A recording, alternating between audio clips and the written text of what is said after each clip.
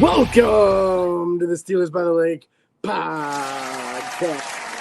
My name is James Strong, joined once again by my co-host Cody Tanner. Cody, how are you on this chilly Sunday morning? James, I am doing lovely. It is a chilly Sunday morning. I got a decent night's sleep. I did TikTok live for a little bit last night, just having some fun. And man, it is chilly. It is very chilly. How are you, James?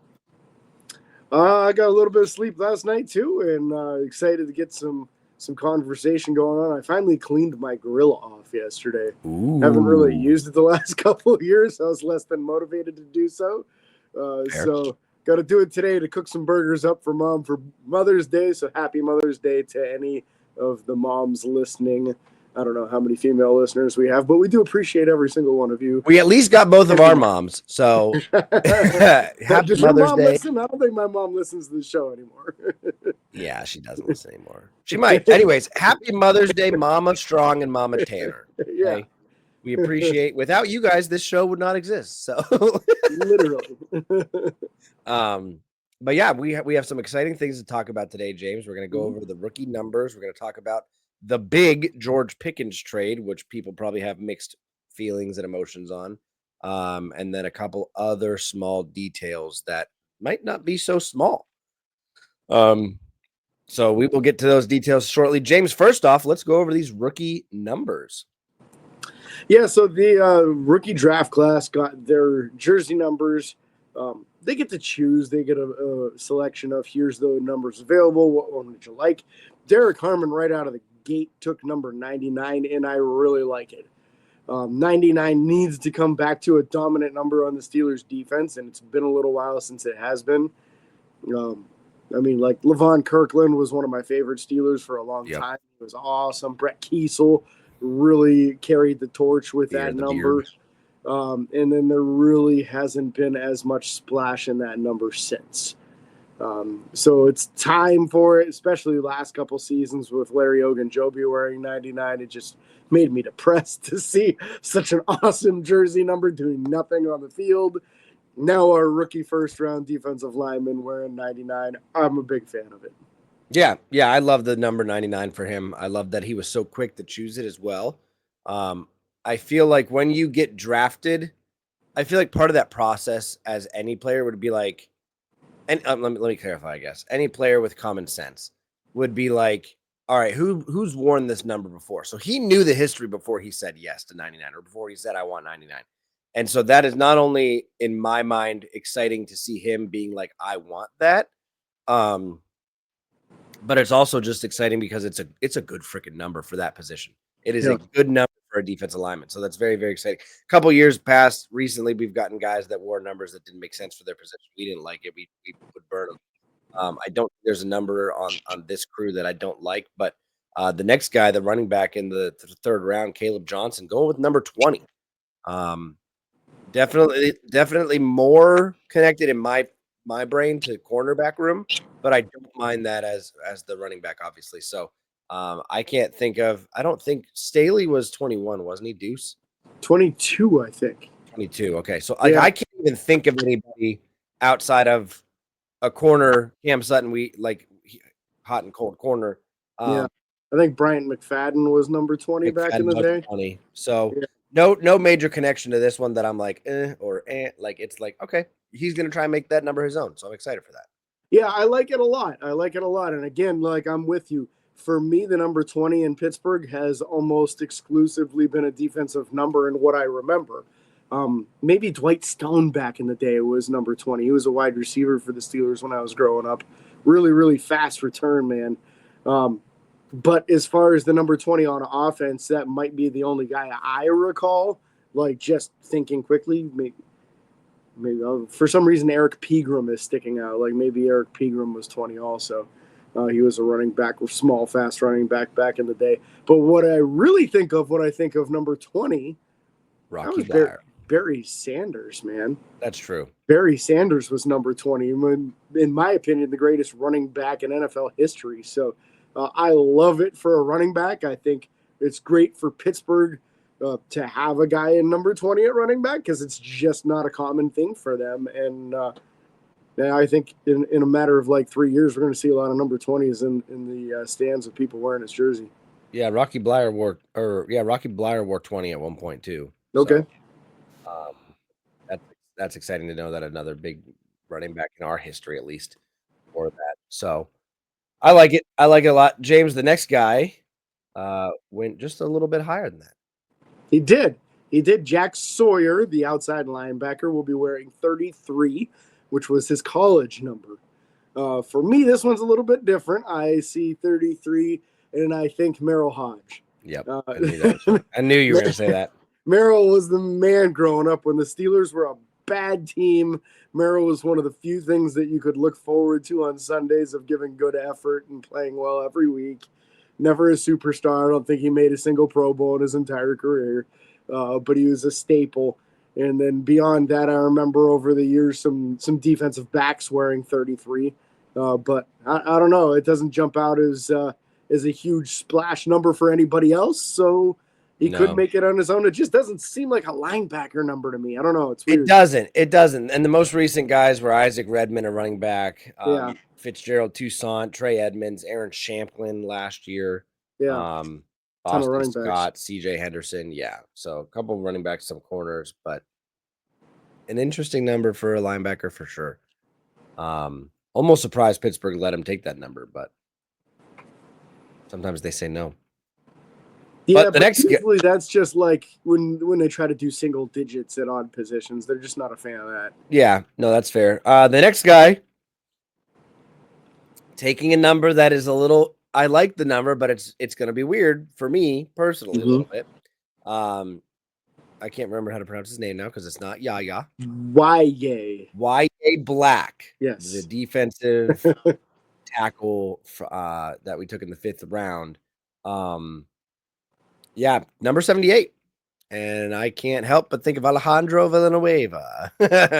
or even James Daniels more recently. So Max Starks, yep. 78 too. I mean, there's a big history of very successful offensive linemen for the Steelers, particularly left tackles that wore 78.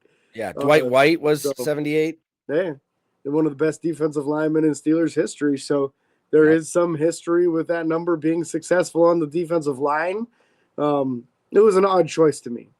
If I were him, 78 wouldn't have been the splash number I was looking for. But I also don't know what was available to him. That could have been the best of the options available. So yeah, it really could have. Probably one of my least favorite jersey selections of all of them. That's probably between him and Jack Sawyer, probably the two. Yep. Honestly, probably the two. Yep. James, you want to go over the 6th round guy? Love the next one. Let's be honest. I talked about him a lot early on here. Oh, actually, Will Howard, we're talking now. I was looking at the next guy on the list. But I like this one too. Will Howard took 18. 18, a good quarterback number, especially on such a big quarterback. Sometimes it feels like a smaller quarterback, if they have a double-digit number, it kind of gets lost in their jersey because they got to tuck it in. Yep. As big as he is, you will always see the entire 18. So I think that's a good choice for him. 18 has been worn by a lot of people in the Steelers' history. Mike Deontay Johnson, Mike Williams, most recently. What was that? Mike Tomczak? Mike Tomczak. Yeah, he was a QB back in the day. Yep, from 93 to 99. You want to know? Listen, Pittsburgh had 2 GOATs at the same time. If you'll get my drift. In 1953 to 1954, Pat Brady wore the jersey. He was a punter.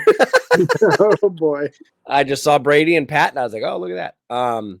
Yeah, I like this number. I think there's no crazy history attached to this as a quarterback outside in the end, like for us at all. Yeah. For us, quarterback, but you obviously have 12, it's 7, it's 10, it's 14. Those are the numbers that you There's think. even 8, I would argue, has some history with Tommy Maddox in the recent, but it's not good. It's not whatever. But I mean, yeah, the 18 is a good number for a quarterback though. Like you think of Yeah. Peyton Manning, you think of these guys. Yeah, absolutely. So I'm excited for him to have that number for sure. I think that's a good number for him. The next guy, Carson Bruner, decided to go with number 44.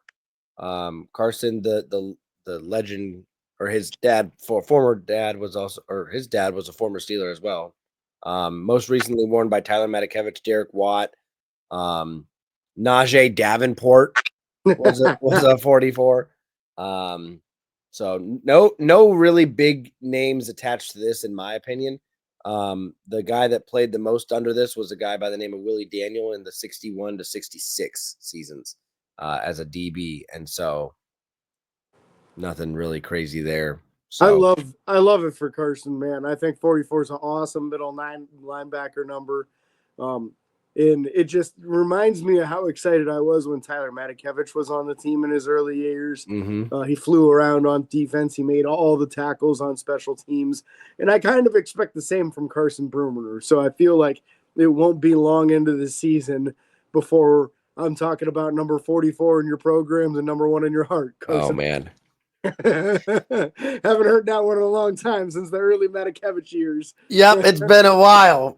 It's 44 is back, man. I like it on such an athletic dude. Yeah. And 44, I mean it's a good number. I'm excited to see it fly around, just like you said. And I think that I can't think of another number I probably would have chose for him. So Mm-hmm. that's what matters. Like if I can look at a number sometimes, I guess that's not what matters. What matters is the player likes it.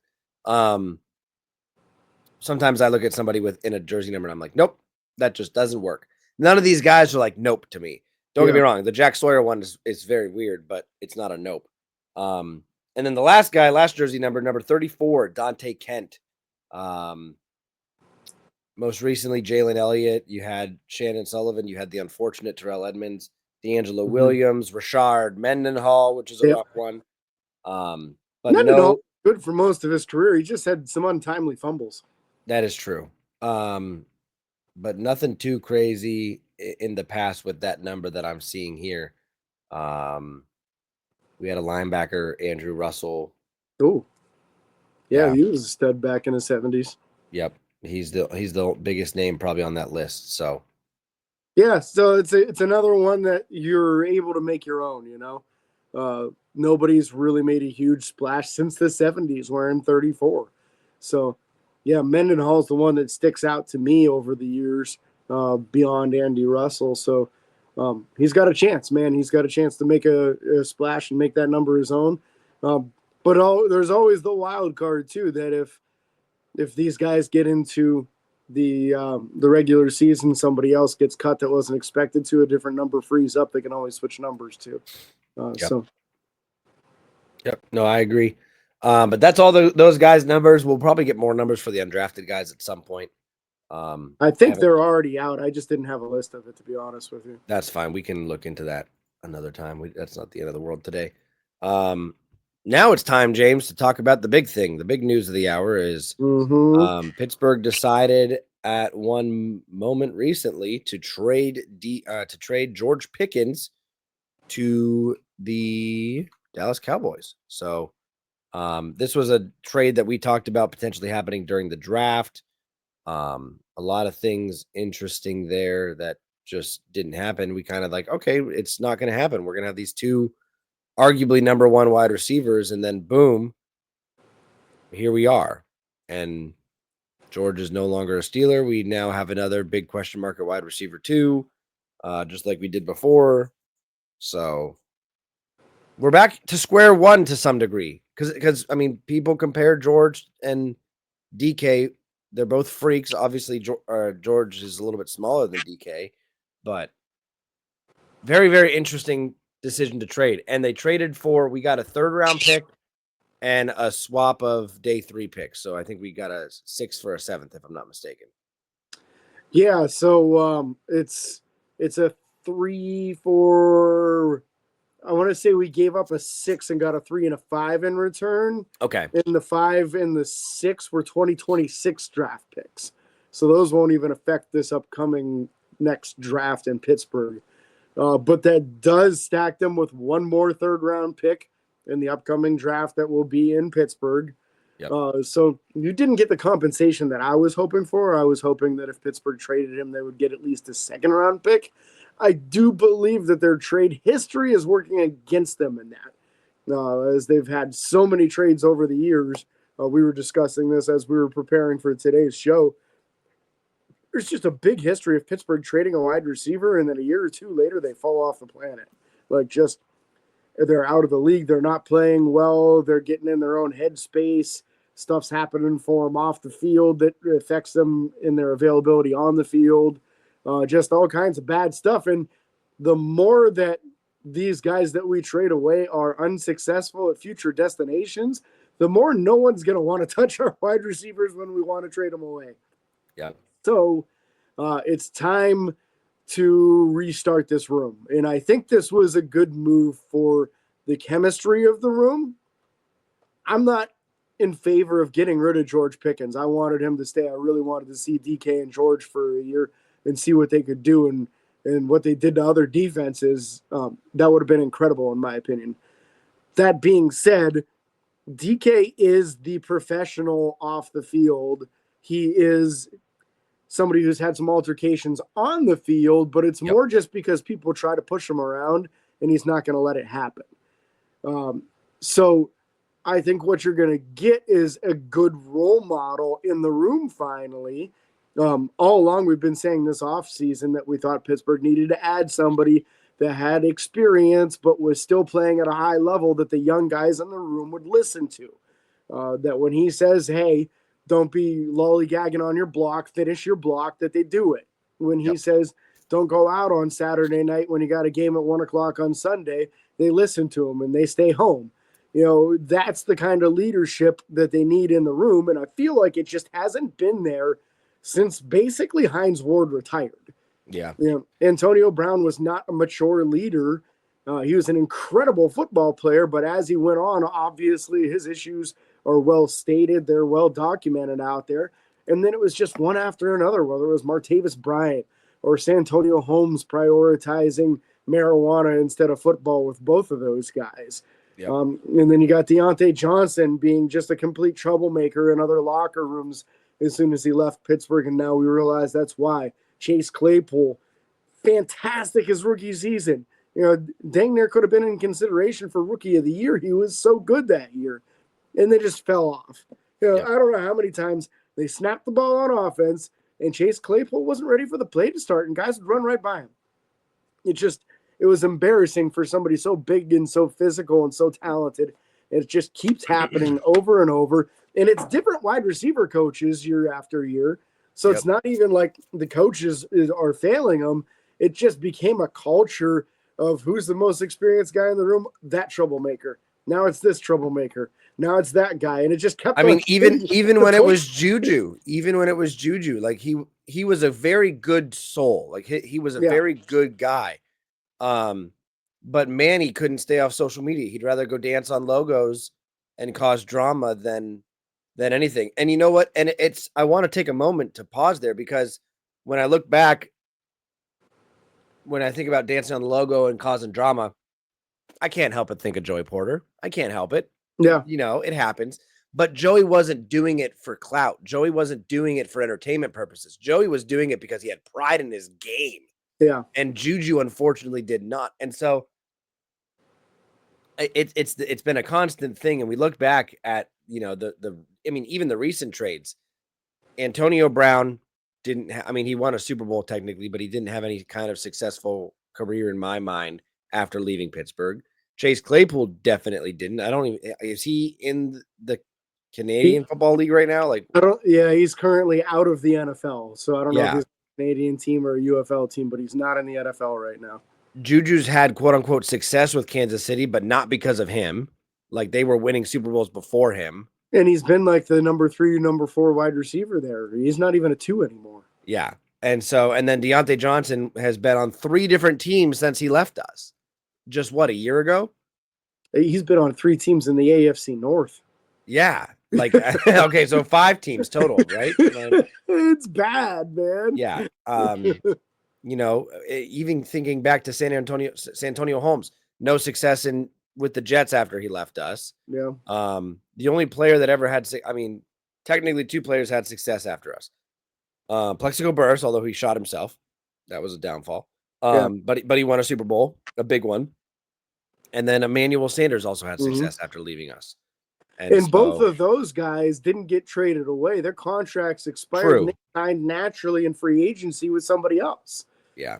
So I think that's kind of a key separating factor here is that we're seeing the guys that Pittsburgh traded away not having success, the guys that leave naturally in free agency via Pittsburgh not being able to afford them or not prioritizing them, whatever. Those guys are having more success. I think things would have been different stemming back to the AB thing that's why Emmanuel Sanders left. It was a decision between keeping AB or him, and I wish we would have kept Emmanuel Sanders. Yeah, I mean the better football player was very clearly Antonio Brown, and that's 100%. And it took a few years after that before the meltdown, but yeah, and they melted down quick. But I would say that by the time Antonio Brown was melting down, Emmanuel Sanders' career was basically over anyway. That's fair. Tom Pelissero, he works for the NFL Network Insider, was also on the Rich Eisman show and spoke about this trade. And he said this was not a snap decision.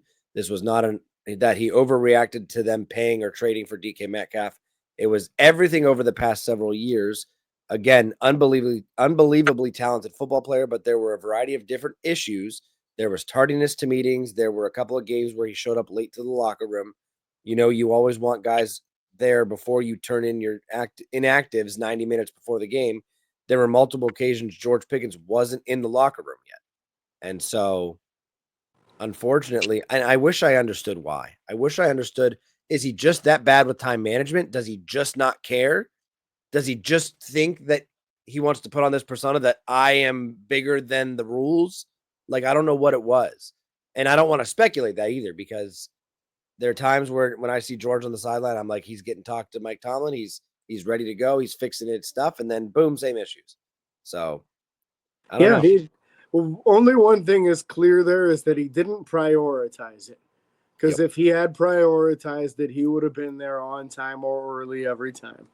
It just wasn't important enough to him. And you can't have that in your best player at a position.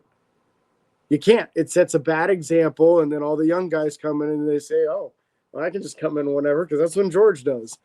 So that it just does not work to have a successful locker room. So unfortunately for him, those minute details, in some people's opinion, are extremely important details when you're trying to be a professional, a constant professional. So, yeah. Very unfortunate. Speaking of professionals, James, Derek Harmon was at camp for rookie training camp. However, he did not sign his rookie deal yet. He's the only player out of our rookies that hasn't signed a rookie deal yet. And I think, I just sent you a video yesterday on TikTok that was talking about the Cincinnati Bengals first round draft pick hasn't signed yet and also did not go to camp. Mm-hmm. And so I think that this speaks volumes to Derek Harmon's mentality of like, listen, I want to go out there. I want to get ready I don't want to be not prepared for the season when it starts. But I still want to fix my money issue. I still want to fix the contract issue, which it's all going to come down to incentives and guaranteed money. That's all it's going to be. Mm-hmm. And so they'll get that hammered out. He will be playing. I have no doubt in my mind about that. So yeah. And for first round picks, it's a fully guaranteed contract anyway. Yeah. So there really isn't anything to bicker about. It's just more how much do you get in the form of bonus versus how much is in a salary, and how does it get paid out? Is it a lump sum at the beginning of the year, or do they give it to you weekly throughout the year? So they have different options on that as far as the team. That being said, just for 100% clarity, it is normal this time of year for a first-round draft pick to not have his deal signed yet. There's only like a couple, like 1 or 2 first-round picks in the entire NFL that have actually signed their deals yet. But because of that, the NFL has in place a waiver that they give to the guys who have not signed their contract yet So if they are injured during that rookie camp, it does not affect what their contract would be. They still negotiated as if they are fully healthy no matter what the injury is. 98% of the guys sign the waiver, go to camp, get practicing so they can start their profession with their teammates and get working with all their coaching staff. 11 out of 32. 11 out of 32 have signed as of this morning, so Sunday morning. Last time I heard a list was Friday, so probably a lot of those were in the last 24 to 48 hours is my guess. Yep. So that being said, for Cincinnati to not only have their first round pick, but also their second round pick decide I'm not going to sign the waiver and I'm not going to practice in rookie minicamp, that's bad. Yep. That's real bad, and it's real rare. And I bet if you went around the league, there's probably not more than a handful of guys that did that outside of those two. Yep. It's unfortunate for them, but yep, that's the way it is. It's a promising look for Steelers fans already. That the Bengals, because the Bengals are one of the top two teams to be nervous about in our division. It's them and the Ravens. I'm not nervous at all about the Browns. Mm-hmm. No, I don't think anyone should be, especially saw some footage from their rookie camp and Shadur Sanders' first throw was an interception. See, somebody said that, and I saw that throw, and I couldn't see the interception. And then I did see an interception thrown by the other guy, Dylan Gabriel. Gabriel, yeah. Yep. I saw an interception thrown by him to another rookie, which I thought was funny. So yeah, what a mess for them. Yeah, it's going to be a fun time for the Cleveland Browns. So this weekend is the rookie minicamp. That's what's happening right now. I think it's a 3-day minicamp that they do, which includes a bunch of tryout players, 25 of them in total to be exact. This does mean that there's a chance some of those guys make the team. If so, they'll have to cut some people to make room because they're already at the proper number. One of the most notable names to me was Trey Sermon, former Ohio State running back. He's been in the league for 4 years and is at the camp as a tryout player. The only reason I even bring this up is because I do feel like Cordarrelle Patterson is overpaid for what we got out of him last year. Yep. And maybe it might make sense to bring somebody like Trey Sermon with a little bit of experience on there as the number 4 running back. I guess it would be over Cordarrelle Patterson. Yep. Why pay Patterson the $3 million plus that he's slated to make when you might not even want him on the field at this stage? So that's something I wanted to bring up. But also on the undrafted guys that are non-tryout, one more guy did get added to the list. I don't know if you saw this or not. Blake Mangelson is the guy's name. He's a defensive line. Yeah, 6'5", 279 pounds, 23-year-old rookie. He will have 65 as his jersey number. Just real quick, I stumbled across the list. So Sebastian Castro, the safety, will have 29. J.J. Galbraith, the tight end, will have 87. Blake Mangelson, 65. Kicker Ben Sauls will have 29. Rock Taylor, the wide receiver out of Memphis, who's turning some heads, is sporting 81. I like that choice for him. Yep. The fullback, DJ Thomas Jones, taking 48. The guard, they're calling him here, Aiden Williams. I saw him listed as a tackle previously, number 71. And then the other wide receiver, Kayshawn Williams, took 85. So very soon, probably in the next few weeks, James and I are going to come out with our way too early 53-man roster predictions. Oh, yeah. And I'm telling you right now, I'm going to give you a sneaky. Nah, did I give you a sneak peek? I'm going to give you a sneak peek. I don't care. Because I think you're on the same page with it, especially after trading away George Pickens. This Rock Taylor guy has a serious chance on making the team, in my opinion. So yeah, I think he's got a shot now for sure. They're going to look at a guy like him. I think the whole situation changed drastically for Robert Woods. I'd say Woods is dang near a lock on the roster now. Yeah. And the last thing I want to touch on this wide receiver room is that part of the rumor that I'm hearing through all the many different reports out there is that the reason that they were as confident moving on from George Pickens is that Roman Wilson has really turned heads through the early process here. So he was, if you're unfamiliar with him, he was a third-round pick in not the most recent draft, the draft before. Got injured in the preseason, missed all the preseason games. By the time he was healthy, he came back, played in one game for 5 plays, did not touch the ball, got injured again, missed the rest of the season. Yep. So a third-round pick typically is somebody who you assume will make an impact as either a high-end backup or a starter his rookie season. He didn't get a chance to even play, but he's already familiar with the entire playbook. He's already been to a bunch of practices and participated in those. So he's a step ahead of where a rookie would be at this stage in the process. And to me, a dark horse to be that number 2 wide receiver.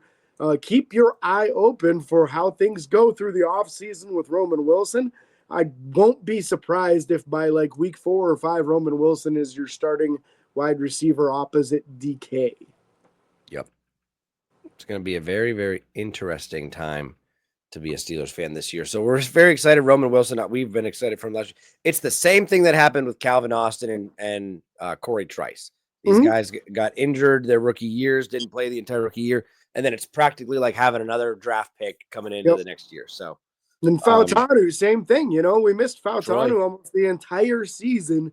So it's like having a bonus first and third round pick on this year's roster based off of those guys missing almost the entire season last year. Yep. I am very excited, James, to see what this team can do this preseason and regular season and hopefully postseason. We'll have to wait and see what happens. So, again, we're very excited. If you guys don't like any of those numbers or want to share your opinion on the George Pickens trade, feel free to message us on social media. We'd love to share your input and your thought. Can't thank you guys enough for listening or watching. Be sure to like and follow on Facebook, Twitter, Instagram, TikTok, and YouTube. Subscribe, ring the bell. It's free. Doesn't cost you a thing. Don't forget the 5-star reviews on Apple Podcasts. Make James here very happy. And until next time, this is your host, James and Cody, signing off. Peace.